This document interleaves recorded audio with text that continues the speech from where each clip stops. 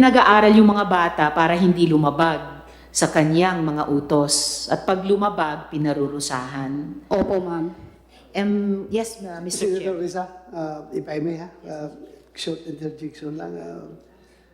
Meron kang affidavit dito. Sinabi mo, he was able, referring to Haring Aguila, Yes po, sir. he was able to change and comfort and contort his voice into different person. Yes po, sir. Anong different person? Yung una po, sir, yung cousin ko, nagkasakit siya, dinala sa hospital, at biglang dumating din po si Jeren Skelario. Oh. Pagdating niya po doon sa hospital, ipabago-bago po yung boses niya. May nagsasalita siya ng pangbabae, matandang babae, may nagkatsila, at may matandang lalaki, at yung boses niya ngayon. You confirm that, Jerez? Kaya mong magboses babae, boses katsila, sampol? Ha? Kaya? Sige. Kaya? Hindi po yan totoo. Ha? Hindi po yan totoo. Hindi totoo? Opo. Sige, thank you. Tapos, during our meeting, he shouted, "Let the bird, kiahaw." Kiahaw na bird, no? Kind of bird. Let the bird sing. And unexpectedly, a bird sang. Yes po, sir. Totoo yan. Kumanta Opo. yung, paano? May boses po ng ibon Oh. na biglang tumunog. Huh?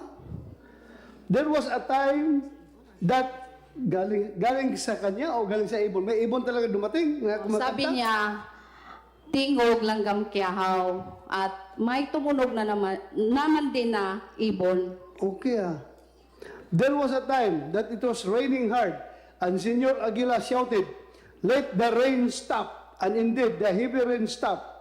Since then, we really became diehard believers because of his supposed powers. Yes po, sir. Huminto talaga ang ulan, magsabi niya. Baka accidentally lang po din po, sir, yung... Bakit kaya naging diehard? Noon po yun, sir. Ano yun?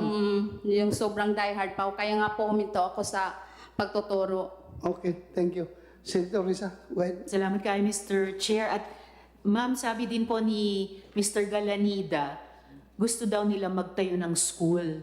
Ano pong tingin nyo doon sa planong yon? Ngayon lang din po sila nagplano na magtayo ng school nung pumutok na po yung kaso, ma'am. Bakit ganun yung timing? Sabi nga nung ibang tao na nandun pa sa baba, sa bundok, parang cover up ba? Yung cover up na hindi sila matatawag na kulto doon. So pati yung pagtatayo ng school na ipinagbabawal naman ang mga bata makapag-aral, ngayon gustong gawin para i-cover up yung Opo. mga akusasyong iniimbestiga. Opo, ma'am. Saka ma'am, ano exactly yung pinangako? Ano exactly yung pinangako sa inyo ni Senyor Aguila kaya kayo sumali noon? Pinapangakuan po kami, ma'am, ng langit. Pag makasunod po kami sa kanya, lahat po kami ay mapupunta sa langit. At yung hindi sumunod doon sa kapihan, ay pupunta kami sa impyerno. Balita po namin, explicitly sinabi ni Senyor Aguila ang mga government employees hindi mapupunta sa langit. Opo, ma'am.